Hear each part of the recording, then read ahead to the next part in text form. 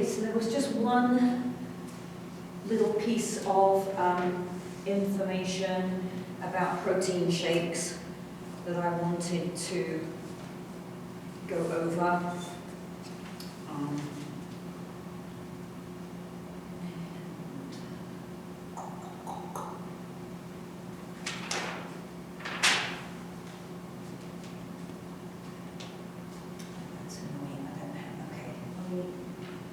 Let me direct you to page 268, figure 9.5.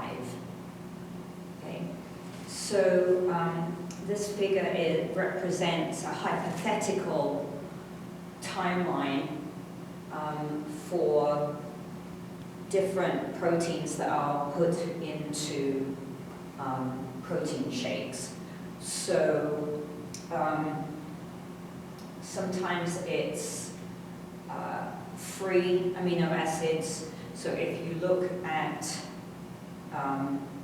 the initial blue line, those are absorbed very quickly, used quite quickly, and run out. Okay. The red line represents whey, and whey protein is very popular because a lot of it gets utilized in the muscle tissue, and there's clear evidence of increase in protein synthesis using whey. But again, it's relatively short-lived. So you can see along the x-axis here that the whey protein stays in the system for about an hour and a half. Okay, so the y-axis is representing amino acid availability in the bloodstream. So the idea being that if there is, hi Chris. Hello, I'm here. I'm so happy you're here, thank you. So the idea being that if there's amino acids available in the bloodstream, then those amino acids are available to repair the muscles and build additional muscle tissue. Okay, remember we're not adding muscle cells, we're increasing the size of the fibers that are already there. Okay, then soy protein is the next one, so that's the green line on that graph. And with soy protein, you see less amino acids in the blood, but they stay in the blood for longer. So now we're looking at over a couple of hours. And then the last one is casein, and that lasts for up to 3 hours. So the idea now is that you can combine these different types of protein to prolong the amount of time that amino acids are available in the bloodstream for repair and synthesis of proteins.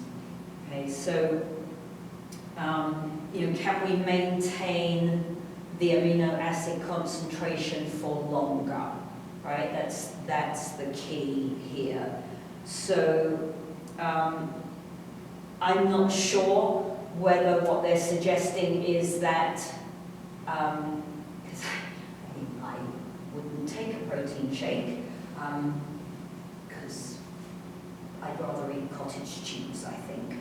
But I'm not sure whether they're suggesting that now the producers of these powders are mixing all three together, or whether it's that you would have 3 separate powders and take them at different timelines to maintain amino acid concentration.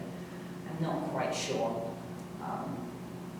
And I probably should look that up for you. But it's not it's not kind of a pressing need right now. But that's the idea, and I think it's important because you've got to be careful with these shake powders, right? Some of them have low quality proteins in them. Some of them even have substances that may be banned, that you could get into trouble for taking when you thought you were just taking protein powder to help recover and repair, okay? So I think it's important to start to pay attention to what are the ingredients, which types of protein, what do I expect that protein to do for me, right? Again, you know, they're pretty expensive, these protein powders. So if you're an athlete on a team and Coach or LV are providing those for you, that's great. But what happens if you're not? Or what happens when you retire and you're no longer an athlete, right? How do you manage that? Okay, so that's really all I wanted to point out, was just be careful, make sure that you're reading the ingredients. You know, I'm not saying that Coach and LV don't know what they're doing and they don't check it before they give it to you. If they're giving it to you, I don't even know that for sure. But that doesn't take the ownership off of you not to read the ingredient list and be certain for yourself, okay? And that's something, that's a habit really that you need to get into with all your nutrition. You know, don't walk down the aisle in Walmart and go, oh, Walmart's brand tinned baked beans are much cheaper than X's brand baked beans. I'll buy the cheap one. There's a reason they're cheaper, usually. Not always, right? But usually. So it's important to start reading ingredient lists, okay? All right, so I think that finishes off protein for us, which means we are going to start our, no we're not, because I didn't load that bit yet. Fiddly-dee. Hold on. I guess you're moving too fast. Oh, I'll tell you, I'm a bit distracted today, Chris, because there's so much going on this week, and then they've just sent out a load of additional admin stuff and advising starting, so I'm trying to get my head around my advising stuff. All right, what have I messed up here? Let's put that in there.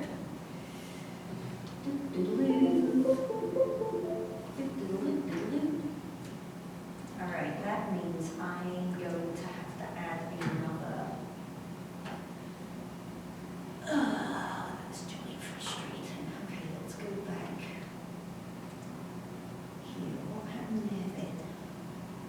314.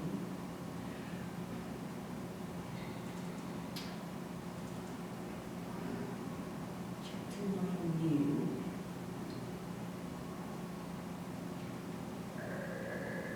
I don't think I want to use that version. Alright, hold on, I think I'm going to cheat. I'm going to just cheat here a little bit and do this. This is going to give me the right thing. So how's your day been, Chris? It's been good. Yeah. Yeah, got some stuff out of the way. It's been absolutely freezing here. It's been snowing all day. Yeah, I saw one of my friends posted it. That's in New Mexico. It's been like pretty sunny all week. Oh, lovely. I got running this morning. Should do a workout later. Well done. That's very motivated of you.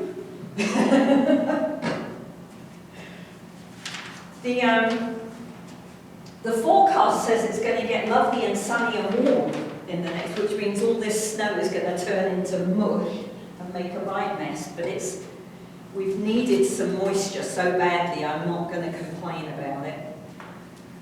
It's much appreciated. Okay, so we have to finish off triglycerides, fats, and then vitamins and minerals, and then we should be done with this chapter. So, okay, so remember that the ADA recommendation for carbs is 45 to 65. For proteins, it's 15 to 35, I think. And then for triglycerides, Yeah, it's 15 to 35. 15 to 35? Oh, my goodness. My brain is working after all. And then, so for fats, equal or less than 30% of your calorie intake. Fats have over double the amount of calories of a carb or a protein molecule. So carbs and proteins have 4 kilocalories per gram. Fats have 9 kilocalories per gram, so that's why they're such a useful energy source if we're in trouble for any reason, or if we're doing long distance endurance type work. We've already talked about the fact that we really can't go down and not include fat in our diet. You know, it's a very important component for making hormones, particularly testosterone. So if I want to build muscle mass, I need some fat source as well to maintain testosterone levels. It's all our cells are double lipid layers, all the membranes. So to maintain the function of our nervous system and our heart and things like that, we have to have some fat. So it's just a question then of, you know, what kinds of fat do I pick? How much do I take in? Okay, it's stored mostly in adipose cells, but you also find some in muscle tissue. So if you think about buying a steak, then a lot of people would say that you want to buy a steak that's got good marbling in it, because that gives it more flavor, because that's the fat that gives the meat the flavor, okay? And then we want to pay attention to the enzyme that's particularly involved with breaking down triglycerides that are stored in the adipose cell. So that's called lipase. So if you can remember that the fancy term for fat is lipid, then it's easier to remember lipase is the is the enzyme that is that facilitates breaking the triglyceride down, removing the fatty acid from the glycerol, and dumping the free fatty acids into the bloodstream. Okay, so it's the free fatty acids that are used for energy production. So they're the piece of the triglyceride that eventually gets broken down into acetyl-CoA and fed into our Krebs cycle. Okay? So when we are at rest, when we're sitting in class, when we're asleep at night, that is very low intensity, long duration work. Okay? So in those circumstances, we're using predominantly fat, but not very much fat, right? Because the intensity is so low, okay? If I'm walking for a long time and I'm not at 10,000 feet, right, then I'm gonna start to use fats as an energy source. If I run a marathon, I'm gonna use fats as an energy source, all right? We have to be careful, though, about what types of fats and how much fat, because a high-fat diet is indicated in weight gain and in increases in blood pressure and increasing the risk for cardiovascular disease. Right? So we want to be really careful about what kinds of fat do I include in my diet. We're saying we can't have no fat. What's the best thing to do? So we have two main categories of fat. We've got unsaturated fats, which are typically considered the good version. Doesn't mean it's okay to eat piles of it, but it's better for you than saturated fat, which is often labeled as the bad stuff. Again, it depends how much you eat, right? The recommendation is less than 10% of your calorie intake, or less than 20 grams per day. So that would be animal food sources, okay? Red meats, pork has less, but more than chicken. Dairy products, if they're full fat dairy products, then you want to limit how much of them. I don't like a lot of low-fat dairy products myself. I prefer to have the full-fat version and eat less of it. I'm not very disciplined about that, especially if it's cheese. But so you wanna limit the amount of saturated fats versus the amount of unsaturated fats, right? So under that unsaturated umbrella, we have mono unsaturated and polyunsaturated. So mono unsaturated, olive oil, avocados, there's not a D in that word, and I always put a D after the A. It's very odd. Some other types of oils are good sources of mono unsaturated fats. And olive oil and avocados, for example, are really quite healthy. Again, that doesn't mean you eat like platefuls of them, but they're a good fat to take in. And then the polyunsaturated fats, nuts, seeds, vegetable oils like sunflower oil or sesame oil are polyunsaturated. In particular, you want to pay attention to omega-3 and omega-6 fatty acids, which cannot be produced by the body. So it's really important that you find a way of incorporating those into your diet, because they have been shown to have particular health benefits, especially certain cancers and cardiovascular disease, right? So chicken and fish are preferential to beef, but that doesn't mean you can't eat beef. It means don't eat beef 7 days of the week, right? The beef farmers would probably garrote me for saying that. But from a health perspective, that's the reality as we know it right now, right? That we want to eat more chicken, more fish, and save the beef for once a week or twice a week, right? Let's see, salmon and trout are particularly good sources of omega-3 and omega-6. Tuna's pretty good depending upon which type of tuna you use. What else? Yeah, you've got to be careful not to go too low on your fat intake, all right? That can be negative. It can impact, as I said earlier, can impact testosterone production, which could impact muscle synthesis, so that's obviously not something you want as an athlete.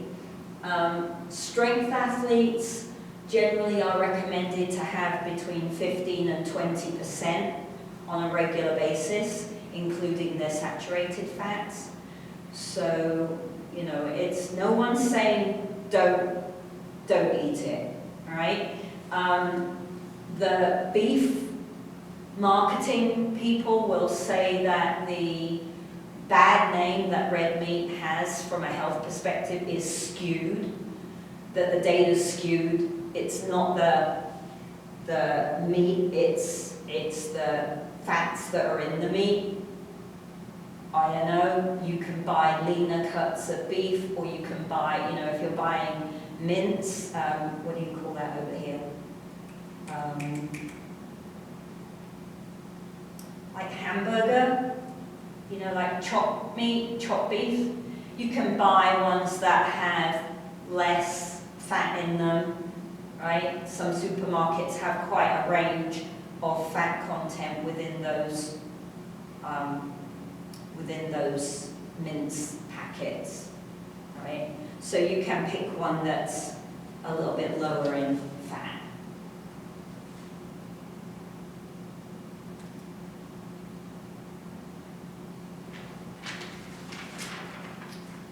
So we talked a little bit about high protein diets. There's also diets out there that are considered high fat diets. So if it's a high fat diet, generally you would be looking at somewhere between 55 to 85% of your calorie intake being fat. So that's a lot of fat. The argument from a performance standpoint is that since we know we can utilize fat as an energy source, and it is such a good energy source compared to carbohydrate, that it will improve endurance performance. So it will improve your times in a bike trial or in a marathon, right, or a 10K, those kind of long distance events. The studies are really mixed on these high-fat diets. If the diet has been less than 6 days, or 6 days and less, then most of the studies indicate a negative impact on performance in endurance events and in high-intensity exercise, like 90%, sprints and things like that. Well, so that's not helpful then, right? So it doesn't, and part of that is your body cannot adapt. And if you remember when we talked about the high protein diets, it takes about 6 weeks for your body to adapt to that diet and start utilizing more protein as an energy source. We have a similar scenario. It doesn't take quite as long because we're already adapted to use fat as a source, but we're not adapted to use it preferentially over carbohydrate, right? So these decreases in performance can be very dramatic. So it's clearly not a short-term fix for a race or a training week, right? A heavy training week. The long-term studies are even more equivocal. If the athlete has been eating this high-fat diet for longer than a week, then it seems to depend on what type of performance the athlete is due to do. So if it's a moderate intensity, less than 80% intensity, then there are studies that show an improvement in performance with a high-fat diet. I'm a little skeptical myself, however. If it's a high-intensity endurance event, so you're at over 80%, so that would be, someone who's a really world-class runner runs at a pretty high intensity for the whole race. That's how they finish it in such a short amount of time, right? So then we see decreases in performance. My question, and I'm glad to see that the textbook kind of backs up my cynicism a little bit, is that it doesn't matter whether you see an improved performance. The research clearly indicates, if you take athletes out of the picture, right, the research clearly indicates that high-fat diets increase the risk for high blood pressure and cardiovascular disease. So why would you eat a high-fat diet, right? Doesn't make any sense. And some of the literature suggests that the only events that are really going to benefit from a high-fat diet would be those ultra events like 24-hour running, not a regular marathon, right? it's those really insane type events that might possibly benefit. But in my opinion, I think that the risk in eating that kind of diet, even if most of the fat you're eating is unsaturated, that's still not healthy, right? You need a balanced diet. That's why they give us these, ranges and percentages of how much of your diet should be involved. If you go to myplate.gov, you can look at what does a balanced diet look like, right? I can see how much grains or starchy carbs I need. I can see how much fresh fruit and vegetables I need. I can see how much protein I need, right? So I just don't think that the health risk is worth the possibility, given that the research is so unbalanced, the possibility that I might get an improved performance. And if it's a high-fat diet, I mean, if you're eating 60 or 65% of your calories in fat, that's going to involve protein, because they tend to go together, right? But that means your carbs are very, very low.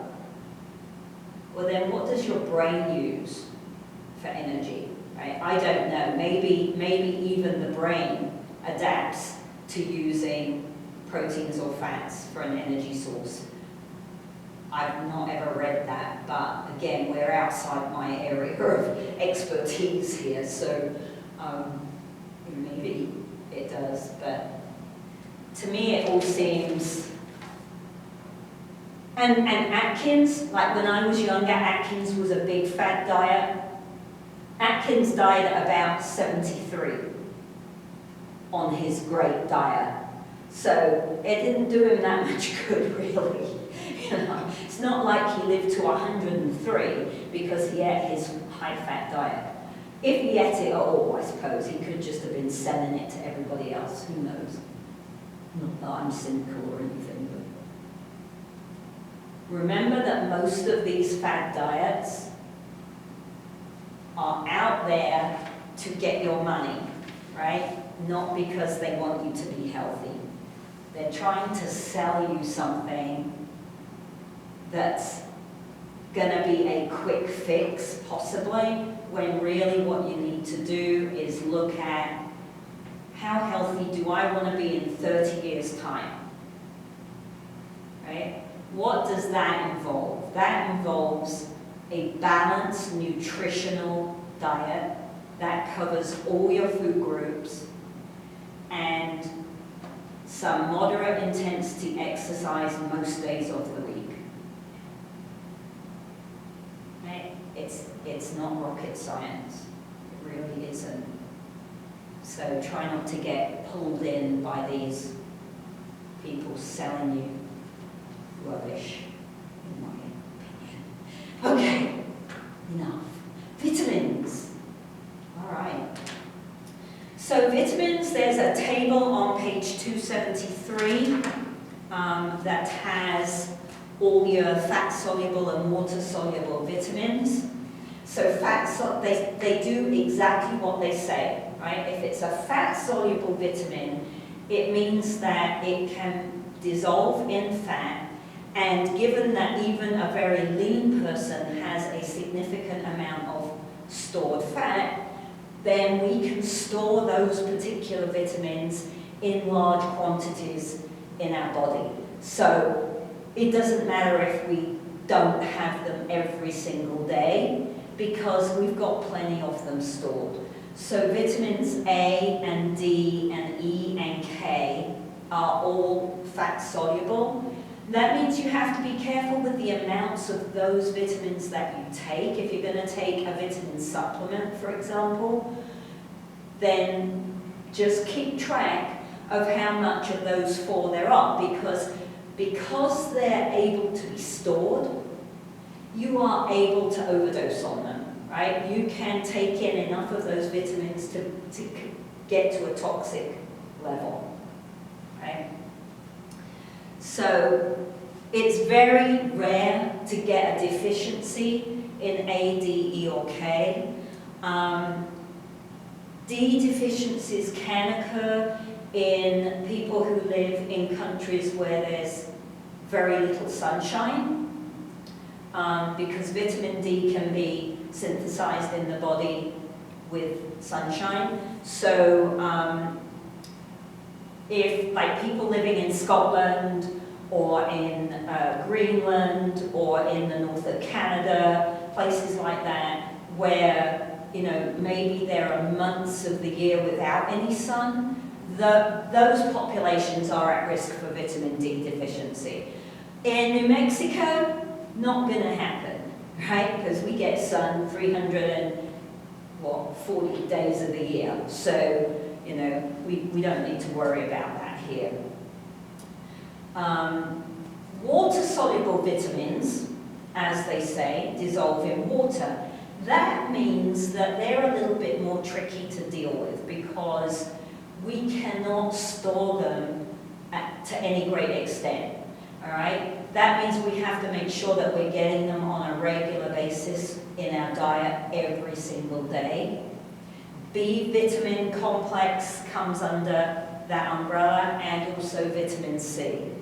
So it's very difficult to reach toxicity with B vitamins and vitamin C, because if I overtake them, I just pee them down the toilet, right? Does mean you want to be careful if you're going to take, we'll talk about vitamin C in a little while, if you're going to take a supplement of vitamin C, be careful how much you take at any one time, because you really are just going to pee it down the toilet, all right? So they'll sell you those 1 gram fizzy tablets or those little packets of vitamins that you add to water. Don't take the whole thing. It's a complete waste of your money. At any one go, you don't want to be taking more than 500 grams at a time. Milligrams, rather, sorry. 500 milligrams. And a lot of the time, you might not even want to take that much. Take 250 and take several doses of 250 during the day, rather than one big dose that is going to get wasted. All right? Let's have a look.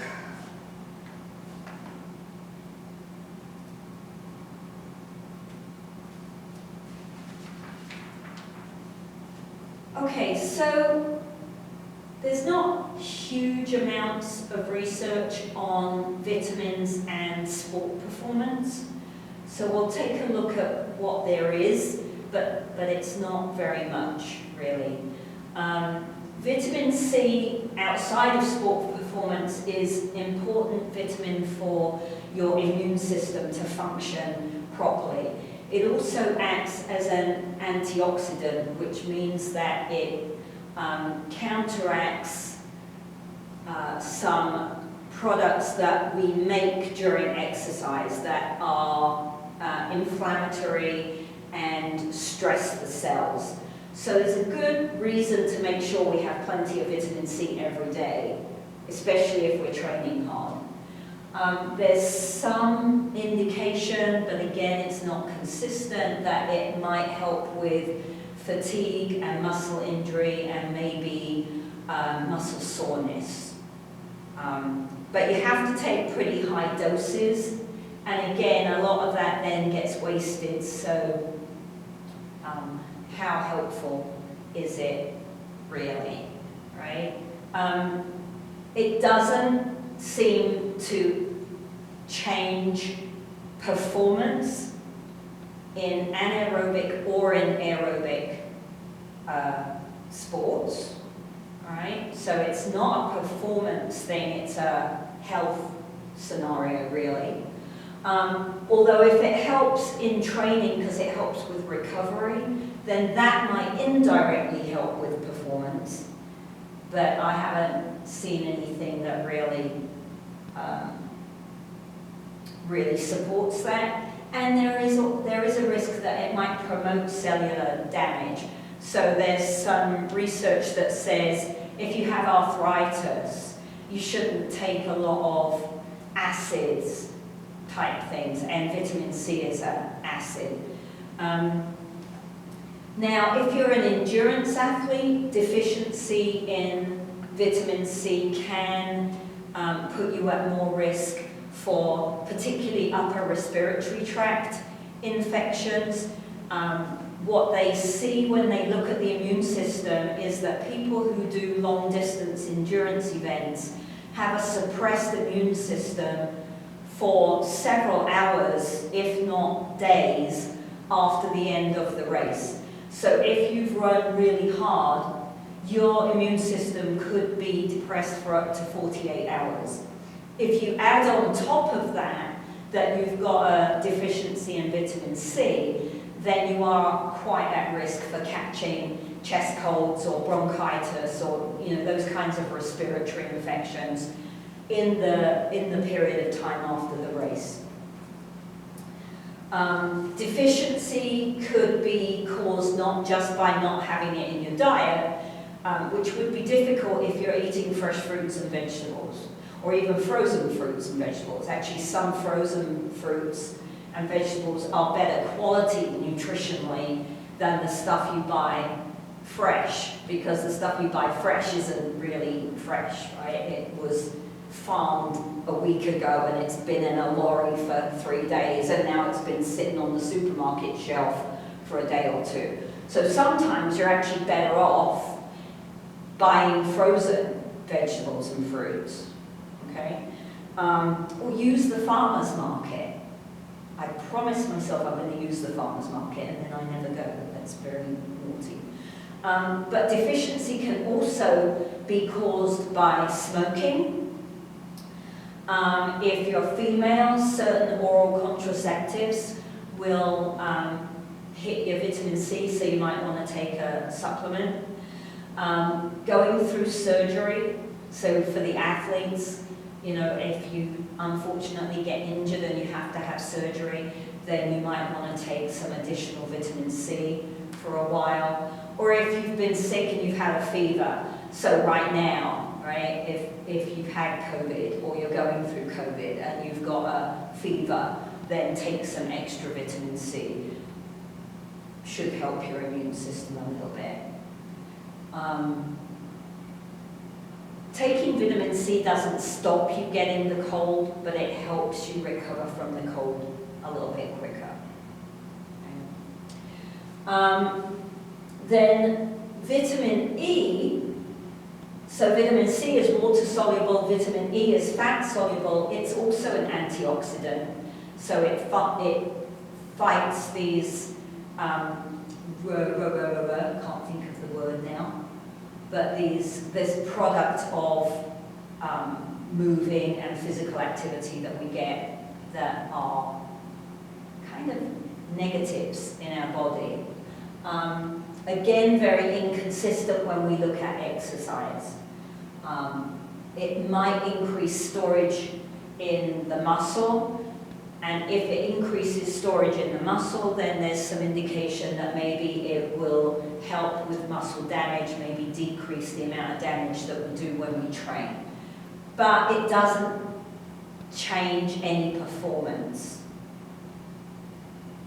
as far as we know at the moment, right? So supplements really are only warranted if you're deficient in these vitamins, or if you're in a risk group for some reason, right? Then let me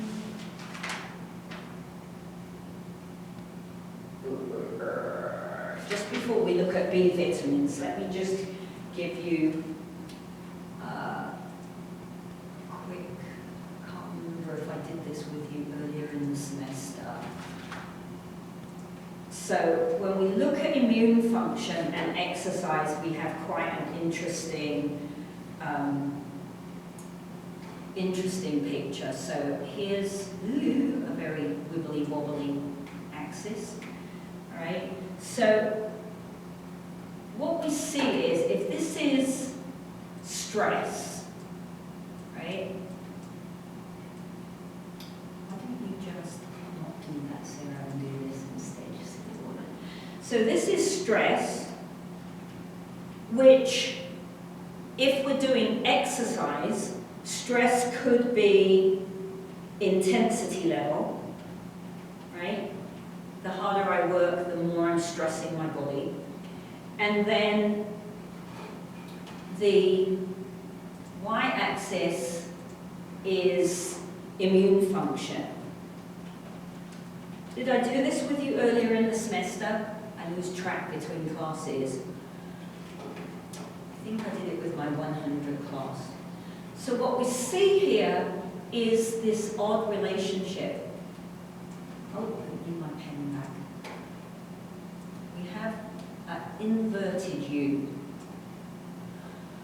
So what the inverted U tells us is that if I don't do very much exercise, or if I'm not very stressed in my life and I'm bored all the time, that tends to correlate with a low functioning immune system, and I'm more likely to catch the stomach bug that's going around or the cold that's going around, right?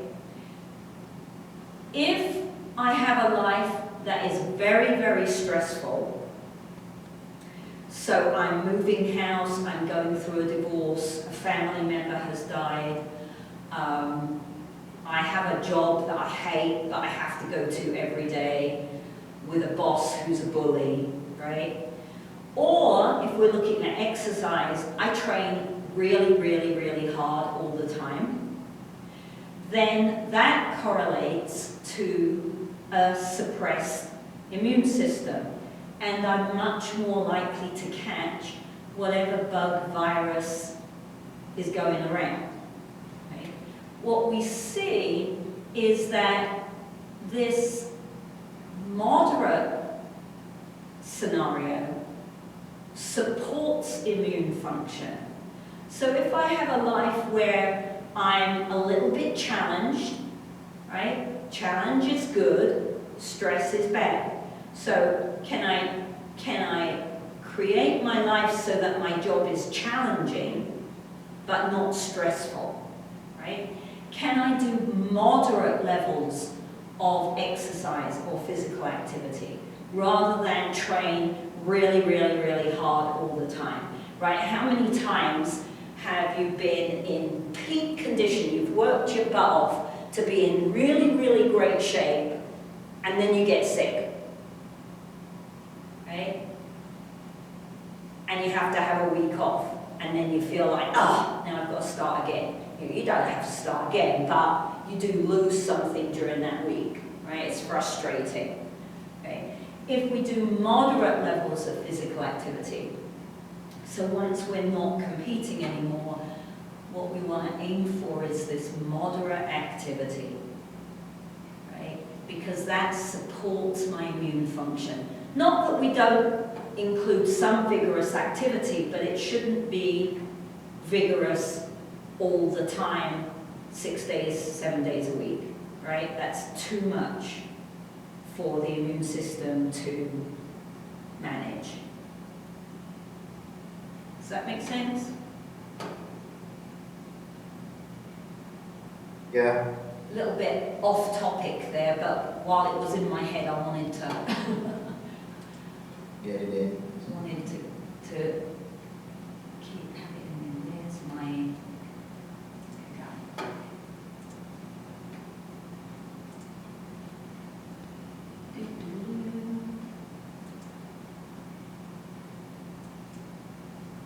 B vitamins. All right. So B vitamins work as a complex, so there's quite a few different B vitamins. They're all B number something. But it's called a complex because many of them work together to achieve a goal. And that means that if I'm missing one, the others can't do their job correctly. All right? And they work as coenzymes in metabolism. So if my B vitamin levels are low, then it's likely I'm going to feel fatigued because my ATP production is depressed a little bit. Okay? Also, for example, B12 is required to produce red blood cells. So if I'm low in B12, then my red blood cells count might be a little bit low, and then I would have less oxygen available for aerobic metabolism, and I might feel fatigued then as well. B1 is involved with memory and memory recall. So if I'm low in B1, I'm not going to do well on the next exam, right? Not. Okay? So we see increased carbohydrate metabolism with B complex supplement, and less blood lactate, which means we're using aerobic metabolism better, right? But even knowing that laboratory type situation, right? So we see increased carbohydrate metabolism in the lab. But when you put that person out into a race, we don't see improved performance, right? So again, most of these vitamins have a role to play in health and wellness, but we don't really see that increasing amounts of vitamin supplements impact performance if we're still competing. And that's an important idea, because if you're eating a well-balanced diet with as much fresh food as you can, particularly if it's local, right, then you shouldn't need to take a vitamin supplement. If you're living somewhere where you can't get fresh food and everything you know is shipped in from South America and it's been on a plane for who knows how long, then the nutritional content of that food, even though it's fresh, might be lower than desirable, and you might want to take a supplement, right? But it's not like, well, if I take more, that has to be better, right? That isn't how vitamins work. You don't want to take more than is recommended, if you need to take any at all. Okay? So overall then, particularly for our water-soluble ones, if you are deficient in those, then supplementing them may facilitate performance, just because performance would drop off if those vitamins were missing, not because adding vitamins makes the performance better, right? And as I said, if your diet is adequate, if it's well balanced, you shouldn't need vitamin supplements, certainly not at your age as college students, right? My doctor always tells me I should be taking calcium and vitamin D because I have osteopenia in my hips, and I'm supposed to take more calcium. And, you know, I'm like, I eat yogurt every day, I eat cheese, I eat salmon, I eat lots of foods that are full of calcium and vitamin D, and I have exercised my whole life, and it didn't make any difference. So I'm like, don't make me take another tablet, you know. But at your age, really, you guys shouldn't be needing vitamin tablets, okay? All right, our last food group, because we're not going to cover water here, is our minerals. All right, so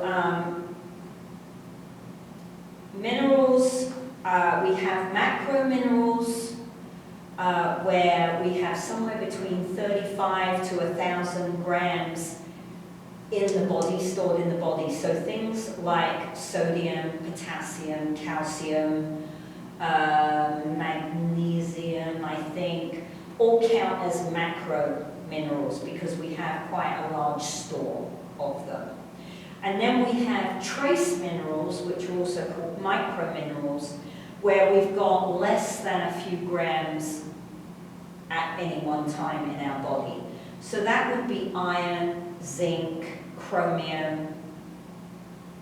Okay. So generally the same situation stands true. Unless you are deficient, then supplementing minerals above recommended amounts won't improve performance, it won't be beneficial. All right? But we want to look at these minerals because a couple of them can really impact performance. Okay? So calcium, we know, is stored in the bones, but if you remember back to our muscle contraction, which I know was a few weeks ago, but remember how important calcium is in sliding filament theory. So if we're deficient in calcium in our diet, your body is not going to just stop muscle contraction. It will, we have a huge store of calcium in our bones. And so what happens is, if I don't provide calcium in the diet, the body will leach calcium out of the bones for muscle contraction, for heart contraction, right? We've got it, that has to keep going. So if we don't provide it, then it's going to take it from somewhere else. And then we can develop osteopenia or osteoporosis, and that increases fracture risk. That's a particularly big risk for females, more so than males, because calcium deposits are linked with estrogen levels in females. So particularly after menopause, when estrogen levels decrease, then that can be an issue. If you've got athletes, so like gymnasts or divers or athletes who are in sports where the stress to be very thin is quite high and they're not eating dairy products because they're fattening, they're high in fat, right? Then they can be calcium deficient and end up with osteopenia or osteoporosis. Skeletal mass typically starts to decline after 40, even for men, but much more so for women, by about 1% a year. So the fracture risk after the age of 60 becomes quite high. The more exercise I do, the more I stress my bones, the more calcium and minerals they maintain and the stronger they stay, right? So if I'm an athlete, you've got hopefully very dense bones already, and then if you maintain your physical activity once you retire, then your bone health should stay, with luck, right, at a good level. So, normal tooth development also needs calcium. About 99% of the calcium in the body is stored in bones. And as I said, it will be leached out of the bones and used for muscle contraction if necessary. Okay? Now, iron is a complicated picture because it's only a trace mineral, so we don't have heaps of it in the body. Remember that iron sits in a hemoglobin molecule in the red blood cells, and without that iron, the hemoglobin can't pick up oxygen. So it plays this massive role in oxygen transport and therefore in aerobic metabolism. Okay? And about 80% of the iron in our body is in the hemoglobin or the myoglobin in the muscle cell. About 20% is stored in our liver, our spleen, and our bone marrow.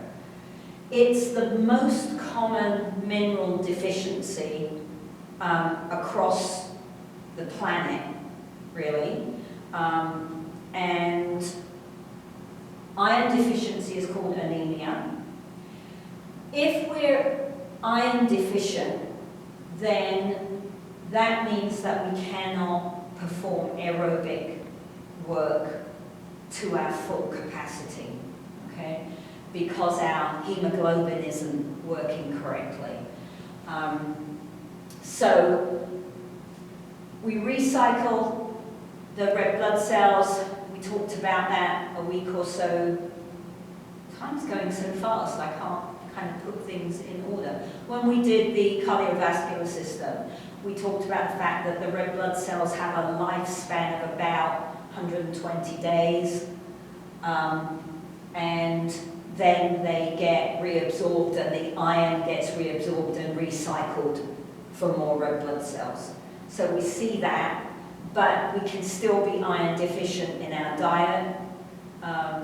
We can also have enough iron in our diet, but have problems absorbing that iron. So you may be deficient not because you're not taking care of your nutrition, but because there's some problem in your digestive system that is not allowing that iron that you're eating to be absorbed. Okay? It's a real problem if you're an endurance athlete, right? You've got to pay attention to your iron in your diet.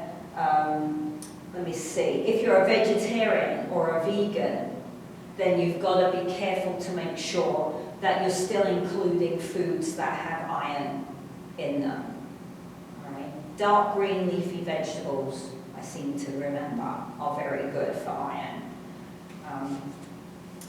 So, yeah, again, if you're deficient, then you might need to take a supplement. Be a little bit careful with the supplement because iron supplements can then make you constipated. So you gotta, don't just glug, especially if you get like one of those tonics, liquid tonics that's high in iron, don't glug the whole bottle because you won't be able to use the loo for several days, and that won't be fun. All right?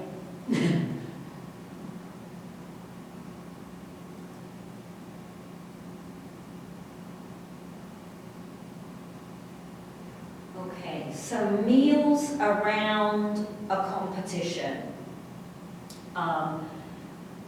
So their job really is to make sure that you've got consistent blood glucose levels and to enhance performance, right? You don't want to eat something that is going to impact and be deleterious on your performance. We want to maximize carbs.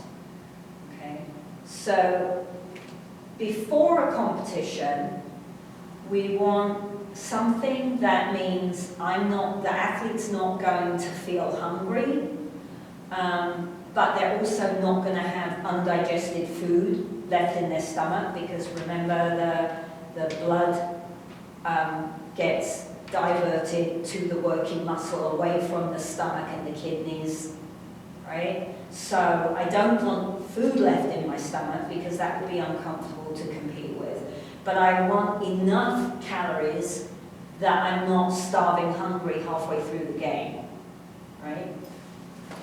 So generally 2 to 3 hours before the competition is the recommended time if you're going to eat something solid. If it's too close to the competition, so half an hour or so, then certain individuals have to be careful because if they eat something that close, due to the insulin response to whatever the food was, you see a drop in blood glucose levels, and then you've got less energy or you feel a bit lightheaded and woozy. But not everybody has that response that dramatically, so it's a highly individual thing. If you're going to coach, I would say that you want to start encouraging whichever athletes you're working with to maintain a food diary. Oh my gosh, why didn't you yell at me that it's 3 o'clock already, Chris? I was just listening because I ain't really got nothing to do, so I put it out. I'm just waffling on here like a mad woman. Okay, I'll have to finish that little bit. I'll finish that on Friday before we start whatever the next chapter is. I can't remember what the next chapter on the syllabus is. So I will finish competition meals and talking about that idea quickly on Friday, and then we'll start the new chapter. Sounds good. Because I have office hours in 15 minutes and I have to download this video first. My goodness, where does the time go? You're inspired real quick. I talk too much is the problem. That's the problem. That's what my husband would say. You just can't take that. It's true, it's true. All right, so while I'm clearing up here, do you have any questions about anything? Not right now. No? Okay, stop recording there. I have office hours today, I have office hours tomorrow. Are you one of my advisees?